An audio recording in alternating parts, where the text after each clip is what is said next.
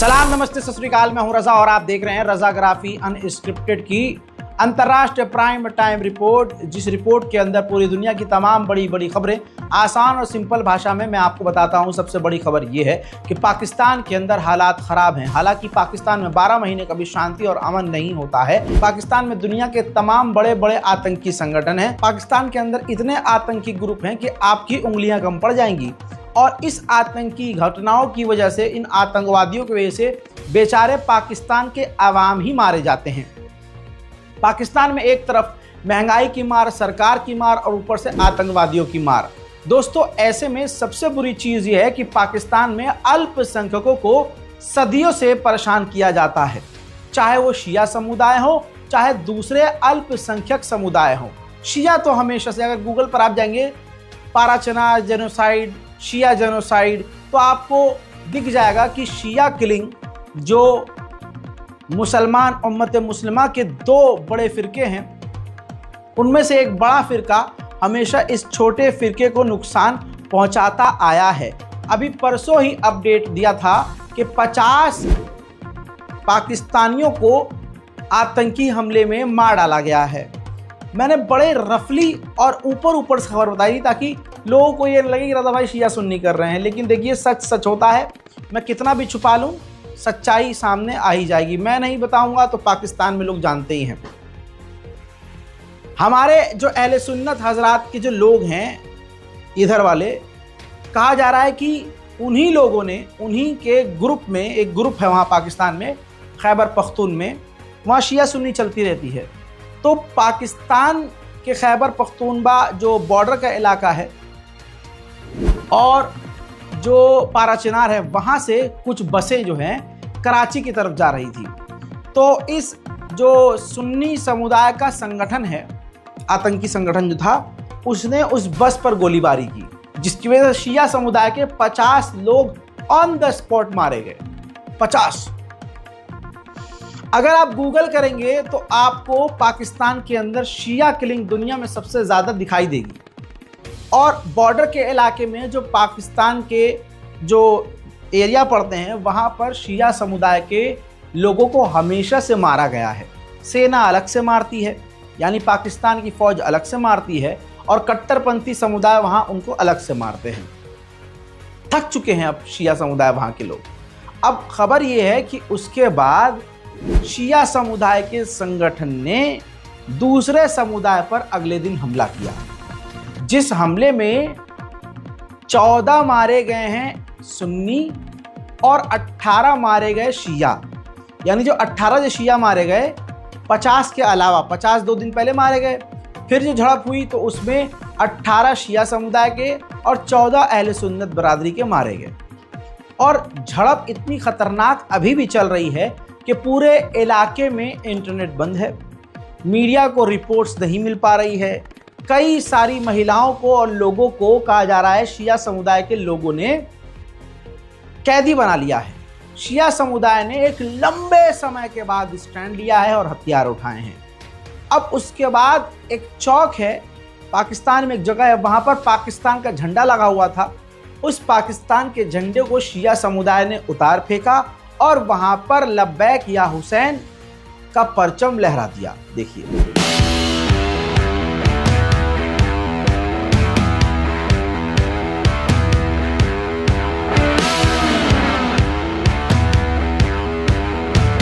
अब असल में इस लड़ाई की वजह एक और है, क्योंकि ये बाहरी इलाका है, बॉर्डर का इलाका है, अफगानिस्तान से मिलता है। तो कुछ इलाके में जो शिया रहते हैं, उनका मानना यह है कि भाई ये इलाका पाकिस्तान का है ही नहीं, हमें तो आज़ादी चाहिए पाकिस्तान से। और उधर से तालिबान कहता है कि खैबर पख्तून का इलाका हमारा है। पाकिस्तान जब बॉर्डर लाइन बनाता है और फेंसिंग करता है, तार लगाता है, तो तालिबान उसे तोड़ देता है और उस इलाके में पाकिस्तान की चेक पॉइंट को भी तालिबान उड़ा चुका है। फिर जो नस्लिया चलती आ रही है, शिया सुन्नी, उन लोगों को भी इस मौके से बहाना मिलता है और वो जो अल्पसंख्यक शिया समुदाय है उन पर हमलावर होते हैं। उधर उन्हीं लोगों का, अहले सुन्नत हजरात और जो शिया हजरात हैं, उन दोनों की कंप्लेन यह है कि पाकिस्तान की आर्मी आतंकवाद के नाम पर किसी को भी गिरफ्तार करती है और मारती और पीटती है। खैबर पख्तूनख्वा के इलाके और दूसरे इलाके में अक्सर पाकिस्तान की आर्मी के खिलाफ नारेबाजी और प्रदर्शन होते रहते हैं।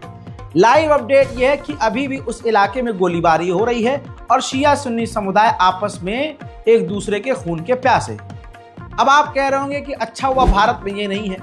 तो भारत में ये सब इसलिए फिलहाल नहीं है मेरी जान, क्योंकि अभी गवर्नमेंट ही हमारे पिछवाड़े पर ताने हुई है बंदूक। बहुत कड़वा सच है, समझने की कोशिश कीजिए।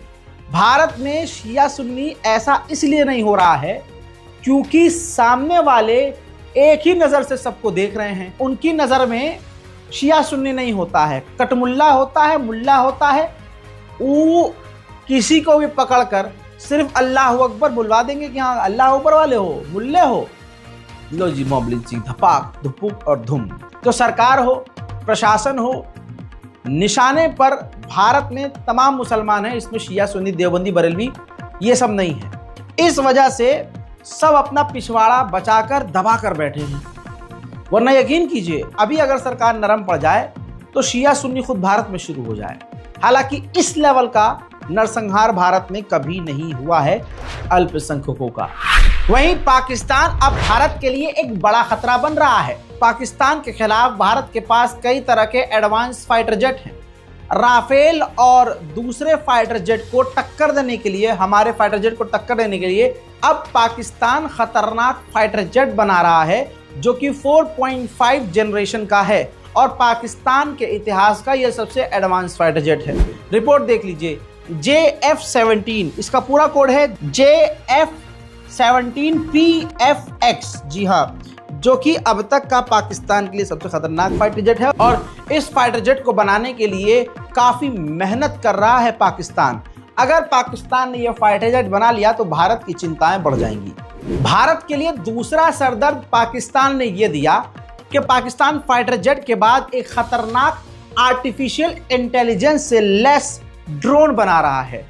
इस ड्रोन को बनाने के लिए पाकिस्तान की तुर्की और चाइना मदद कर रहे हैं। उधर पाकिस्तान में पूर्व प्रधानमंत्री इमरान खान की पत्नी बुशरा बीबी के ऊपर खतरनाक केस दर्ज हो गया है। मैं तो कहता हूं भाई साहब इतना टाइम क्यों लगा रहे हो, बेचारों को कत्ल ही कर दो, गर्दन उड़ा दो। भाई साहब लोकतंत्र से हम कह रहे हैं हमारे यहाँ खराब है, लेकिन हाँ पाकिस्तान में तो है ही नहीं।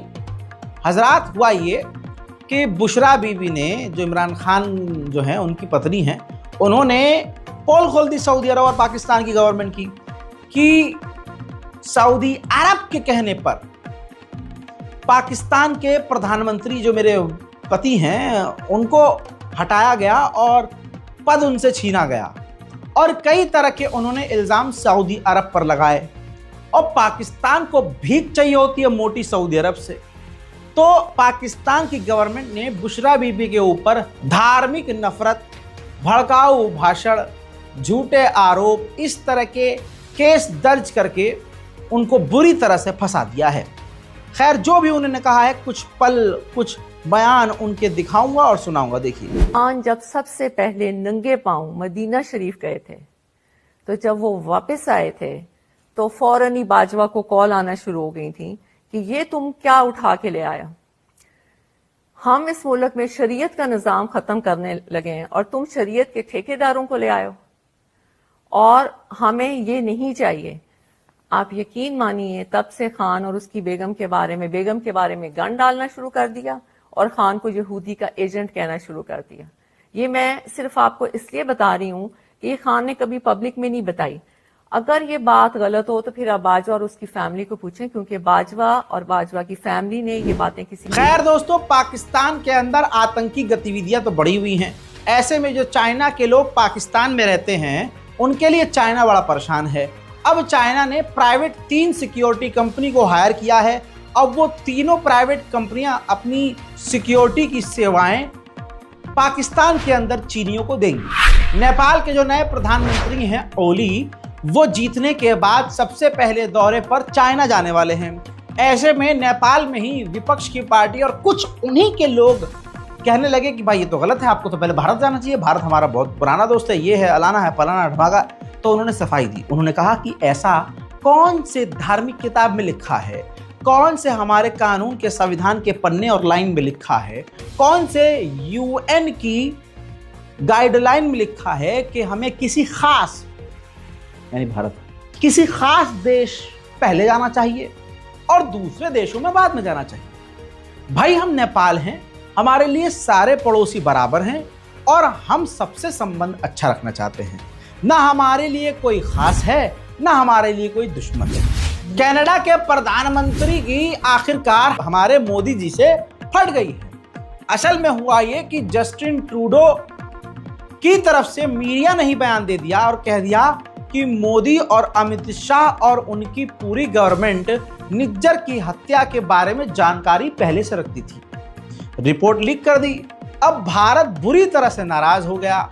इसके बाद जस्टिन ट्रूडो की ऐसी लंका लगी, न जाने फिर उसको किसके फोन गए होंगे, क्या धमकी मिली, क्या बात हुई, ख्वाब में किसको देख लिया कि अगले ही दिन जस्टिन ट्रूडो ने अपनी एजेंसियों को ही कह दिया कि ये तो खुद आतंक फैला रहे हैं। कितनी गलत बात है। मोदी को तो कुछ बेचारों को पता ही नहीं था। जबरदस्ती मीडिया रिपोर्ट सामने आ गई और जिन्होंने ये खुफिया रिपोर्ट लीक की है अधिकारियों ने, वो क्रिमिनल हैं, क्राइम किया है उन्होंने भाई। अब एक तरफ तो ट्रूडो की हैकड़ी निकली है, लेकिन दूसरी तरफ से अपनी पूरी पावर भारतीयों के खिलाफ इस्तेमाल कर रहा है। पहले तो ये जान लीजिए कनाडा जाना आसान नहीं है, अभी तक बिल्कुल आसान नहीं था, बड़ा पापड़ बेलना पड़ता है। अब कनाडा ने भारतीयों को टूरिस्ट वीजा भी देना मुश्किल कर दिया है। स्टूडेंट वीजा तो छोड़िए, आप अब घूमने फिरने के लिए भी मोटा पैसा खर्च करके भी कनाडा नहीं जा सकते। जस्टिन ट्रूडो की सरकार भारत पर सख्ती कर रही है। उधर गोवा में जाने का मौसम है, हो सकता है हम भी जाएं, आपकी दुआ रही तो पहले फिलिस्तीन का खत्म हो जाए मामला। गोवा का लालच दे दे के अपनी टीम से एक्स्ट्रा काम करवाता हूं मैं। बहरहाल खबर यह है कि भारतीय नेवी की सबमरीन गोवा के अंदर समुद्र में एक मछुआरे वाली, जो मछुआरे की शिप होती है, नाव होती है, उससे टकरा गई, जिसमें 10 से 15 लोग डूब गए। कईयों को तो मतलब लगभग सबको निकाल लिया गया, लेकिन 2 अभी लापता हैं। बहरहाल टकराने से सबमरीन को भी नुकसान हुआ होगा, लेकिन कोई कंफर्म रिपोर्ट नहीं है। एक्सीडेंट जरूर हुआ है। मैं यही कहूँगा भाई साहब, गोवा कोई भेजने की जगह है यार।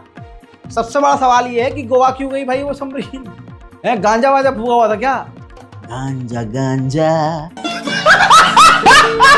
उधर अमेरिका ने दिल्ली में रहने वाले एक भारतीय व्यक्ति को दोषी पाया है और कहा है कि यह व्यक्ति जहाज और फाइटर जेट के पार्ट रूस को बेचने वाला था। मजेदार बात यह है कि वो अमेरिका में फ्लोरिडा में ही रहता है। संजय कौशिक नाम के उस व्यक्ति को अमेरिका ने गिरफ्तार कर लिया कि यह भारत से डील करवा रहा था। मोदी जी बचा के लाएंगे, मोदी जी बचा के लाएंगे, मोदी मोदी मोदी। बोलो, मोगली जी बचा के लाएंगे संजय कौशिक को। मोदी जी के आगे कोई बोल सकता है क्या? उधर अमेरिका ने ऑफिशियली जानकारी दी है कि नॉर्थ कोरिया 7वें न्यूक्लियर टेस्ट की तैयारी कर रहा है। ये भाई ये कुछ करके मानेगा। इजिप्ट के पास पहले से राफेल एयरक्राफ्ट है, फाइटर जेट। अब उसके अंदर इजिप्ट जो है चाइना की लॉन्ग रेंज की मिसाइल लगाने वाला है। चाइना से उसने इस चीज के लिए डील कर ली है। B-21 रेडार, B-21 रेडार परमाणु बॉम्बर अमेरिका का नया और एडवांस उड़ा रहा है अमेरिका। ये देखिए, ध्यान से देखिए इस तस्वीर को। अमेरिका का अब तक का लेटेस्ट और सबसे एडवांस परमाणु बॉम्बर है। सूडान के अंदर भी सिविल वॉर चल रही है। मिलिट्री और पैरा मिलिट्री के बीच जंग चल रही है। यूएई की गर्दन यहां फंसी है कि यूएई एक पार्टी को हथियार दे रहा है, तो अमेरिका चिढ़ गया है। तो क्यों चिढ़ा है भाई मुझे नहीं पता, लेकिन अमेरिकी सेनेटर एक कानून लाने वाले हैं। अगर वो अमेरिका में पास हो गया तो अमेरिका यूएई को हथियार देना बंद कर देगा। ईरान के बिल्कुल सटे हुए समुद्री इलाके में एक बड़ा एरिया है, स्टेट ऑफ हॉर्मुज, जिस एरिया का इस्तेमाल करके, ध्यान से देखिए इस एरिया को, ये समुद्री इलाका आप देख रहे हैं, इस समुद्री रास्ते का इस्तेमाल करके Iraq, Kuwait, Bahrain, Qatar, Saudi Arabia, UAE, और खुद ईरान। अब ये बीच में स्टेट ऑफ हॉर्मुज जहां लिखा है, ये पतली सी जगह स्टेट ऑफ हॉर्मुज है। इसके जरिए दूसरे इलाकों में ये तमाम देश अपना 30% पूरी दुनिया का तेल एक्सपोर्ट करते हैं। 30% पूरी दुनिया का भाई बहुत होता है। तो ये जो स्टेट ऑफ हॉर्मुज है, इसको कंट्रोल ईरान करता है। अब सऊदी अरब को यह बात कतई पसंद नहीं है। सबसे बड़ा शिया सुन्नी जहर फैलाने वाला खुद सऊदी अरब है। तो मोहम्मद बिन सलमान ने आदेश दिया है कि इस रास्ते के अलावा कोई और रास्ता तलाशा जाए, जिसकी वजह से हमें ईरान, मतलब बीच में ईरान चाहिए ही नहीं हमको यार। हम खुद अपना रास्ता बनाएंगे, ईरान से हमें कोई मतलब ही नहीं रखना। 1991 में जब सोवियत संघ टूटा तो कई सारे देश बने, जिसमें से यूक्रेन भी बना, और यूक्रेन के हिस्से में 4 से 5 हजार परमाणु बम आ गए। यूक्रेन ने रशिया से डील करी और रशिया को वो परमाणु बम सौंप दिए, ईमानदारी से, अच्छे बच्चे की तरह। लेकिन अब कहानी ये है कि अमेरिका के जो लॉ मेकर्स हैं वो ये कह रहे हैं कि यूक्रेन को वो परमाणु बम सौंप देने चाहिए। अब जाहिर सी बात है रशिया तो देगा नहीं, तो इशारा यह है कि अमेरिका यूक्रेन को वो जितने भी उस वक्त के परमाणु बम थे, वो परमाणु बम खुद अमेरिका अपने दम पर यूक्रेन को दे दे। रशिया भी पूरे मूड में है, ईंट का जवाब पत्थर से दे रहा है। एक और तस्वीर सामने आई है, रशिया ने यूक्रेन के ऊपर जो हाइपरसोनिक मिसाइल दागी थी, ये देखिए मछली के आकार में या आसमान में वो मिसाइल नजर आ रही है, और इस मिसाइल ने यूक्रेन में खतरनाक तबाही मचाई है। कमाल की बात है, ये नया हाइपरसोनिक मिसाइल था। रूस की नजर में ये मिसाइल कामयाब हुई और अब आदेश दे दिया गया है कि भारी मात्रा में ऐसी मिसाइलें हाइपरसोनिक और बनाई जाए। उधर रशियन मिलिट्री ऑफिशियल ने यह धमकी दी है कि ये जो हाइपरसोनिक मिसाइल है कामयाब हुई है और यूरोप के किसी भी देश में पल भर में पहुंच सकती है। पुतिन की रिजिम ने इस मिसाइल से पूरे यूरोप को डरा दिया है। मैप जारी करके दिखाया है कि लंदन 16 से 17 मिनट में ये मिसाइल पहुंच जाएगी, ब्रसेल्स 15 मिनट में ये मिसाइल पहुंच जाएगी, पेरिस 16 मिनट में ये मिसाइल पहुंच जाएगी, रोम तो 14 मिनट में पहुंच जाएगी और बर्लिन तो सिर्फ 12 मिनट में पहुंच जाएगी। यूरोप के लिए रूस की ये सबसे बड़ी धमकी है। उधर साउथ कोरिया की इंटेलिजेंस ने बोला है कि रशिया ने नॉर्थ कोरिया को सेना के बदले अपना S-400 1 मिलियन बैरल ऑयल और इसके अलावा कई तरह के एयर डिफेंस सिस्टम भी दिए हैं। वहीं रशिया ने यूक्रेन के सुमी के इलाके में खतरनाक बमबारी की, जिसमें 2 यूक्रेनियों की मौत हुई और पूरा इंफ्रास्ट्रक्चर तबाह हो गया। देखिए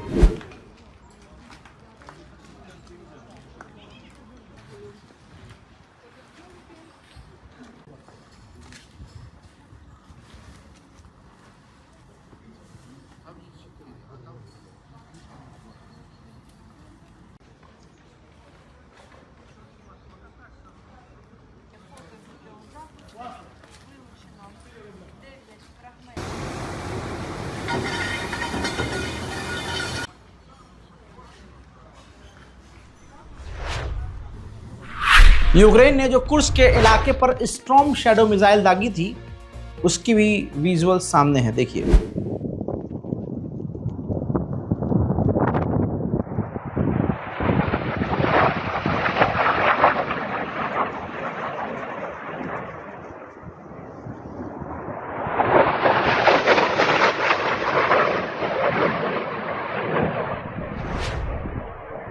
रूस के विदेश मंत्री सरगेई लावरोव ने कहा है कि ज़ेलेंस्की अब डरा हुआ है। हमारी हाइपरसोनिक मिसाइल का जो रिएक्शन यूरोप ने दिया है और यूरोप से जो हमारी हाइपरसोनिक मिसाइल देखकर खौफ आया है, उस खौफ से खुद यूक्रेन का राष्ट्रपति भी डरा हुआ है। रिपोर्ट यह है कि डोनाल्ड ट्रंप के जीतने के बाद यूक्रेन के राष्ट्रपति ज़ेलेंस्की का लहजा और तेवर नरम हो गया है। मैं आपको ये पहले बता चुका था कि व्लादिमीर पुतिन और डोनाल्ड ट्रंप के बीच तल्खियां नहीं हैं, बल्कि व्लादिमीर पुतिन ने मुबारकबाद भी पेश करी थी और डोनाल्ड ट्रंप भी बिल्कुल फ्रेंडली पुतिन से बात करते हैं। यूक्रेन ने रशिया के T-90 टैंक को धुआं कर दिया।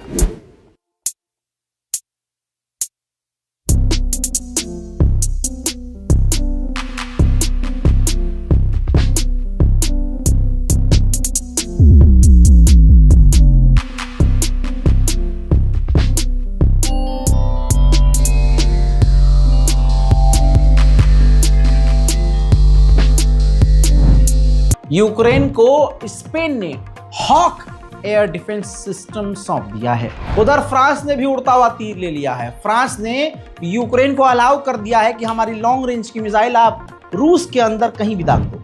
यूक्रेन ने ATACMS नामी अमेरिकी लॉन्ग रेंज मिसाइल एक बार फिर से रूस के कुर्स्क के इलाके में दाग दी है।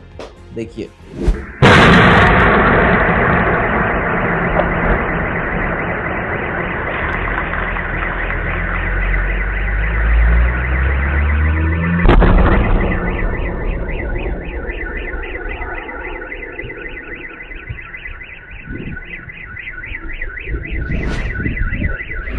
ब्रिटिश आर्मी जर्नल ने कहा है कि अगर आज हमसे कहा जाता है कि आज यूक्रेन के लिए लड़ो, तो हम आज रात को ही यूक्रेन के लिए लड़ सकते हैं। सुनिए। And I don't think anybody in this room should be under any illusion that if the Russians invaded Eastern Europe tonight, then we would meet them in that fight. That would be the first point I'd make.